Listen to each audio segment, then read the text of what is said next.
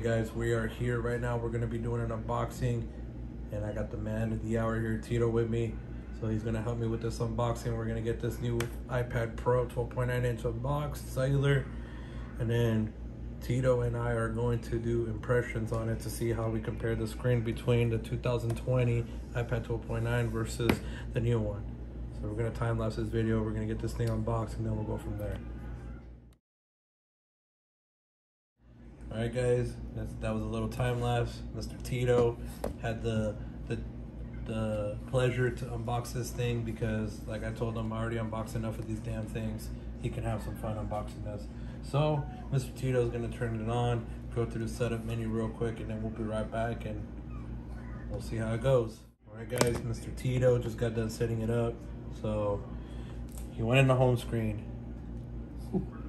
We could already tell by the impressions it's thicker for sure compared to the 2020 12.9 inch. That's the first thing we'll see. Now, what else have you noticed, Tito, on this, the difference between the 2020 and the new one that you're... I'm seeing color difference slightly. So like if you look at the FaceTime icon versus the older one, this one seems more vibrant and bright. Could be the settings. I don't know if they're exactly on point, but there's something that I did notice right off the bat. Here, let's help this one, and let's put this one on the wallpaper that one's on, so then you can determine what looks better. Let's see here, if I remember wallpaper settings. There we go. Put it back to the stock original wallpaper. Set. There we go. So that'll help determine the difference. Yeah, you're right. Yeah, it's slightly more vibrant on this panel than that one. Yeah, this looks more brighter, and you can tell that it's more channeled here. Then this one just looks more let's see here. Let's pull up something. The blacks look more black. Yeah, this has a deeper. So what are your impressions, bro? What do you think about this so far? Seeing last year's model versus this year's model. I'll say straight up, like, so if you're coming from this model to upgrade to this one, it's not, from up jump, it's not what I would say like a big significant jump, but you do see a lot of things. Like with this one, I'm already going to get the vibe that you're going to get better battery life because of the way the blacks are. It seems that with this panel, the pixels are shut off to create that deep black, and this one it's kind of like the difference between LCD and what's Samsung's one, OLED. Yeah, the AMOLED. Yeah, the AMOLED. Yeah, you can kind of see that. I would really have to use these for a while in order to like get like a real deep analysis on it so far, but I mean, but that M1 seems pretty snappy on the screen. How do you feel about that 120 hertz for display that it has? So here, go ahead and mess with both, and you see the difference, because this one has 120 hertz refresh.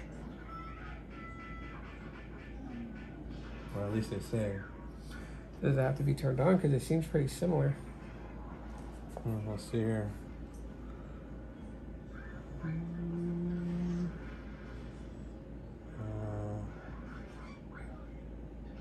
To be honest, I really don't know. We would have to fiddle with it, but let's see here. What is this? Automatic? No.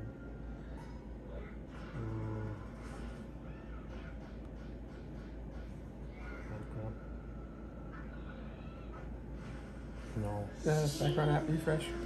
That's supposed to be default, right? It's supposed to be default, yeah. I mean, it is smooth. I'll tell you this much right now, compared to like even just far beyond smooth than an Android tablet, but it is smooth.